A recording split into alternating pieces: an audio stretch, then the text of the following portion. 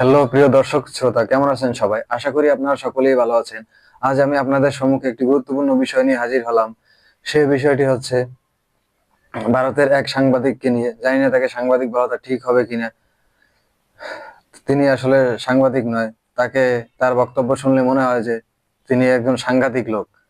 তিনি ইদানিং বাংলাদেশকে নিয়ে বিভিন্ন কুরুচিপূর্ণ বক্তব্য তিনি দিয়ে যাচ্ছেন। চলুন সেই বক্তব্যগুলো কি কি দেখা যাক। এই চট্টগ্রামটা সমস্ত দিক থেকে খুব ইম্পর্টেন্ট। চট্টগ্রাম যদি ভারতে চলে আসে তাহলে ল্যান্ড লক বলে একটা শব্দ আছে, অর্থাৎ নর্থ ইস্টের এই মুহূর্তে, উত্তর পূর্ব ভারতের এই মুহূর্তে কোনো সমুদ্র পথ নেই।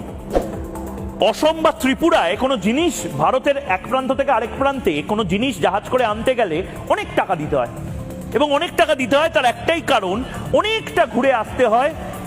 চট্টগ্রাম যদি ভারতের অংশ হয়ে যায় তাহলে এই যে ডিস্টেন্স, সেই ডিস্টেন্সটা একদম মিটে যাবে।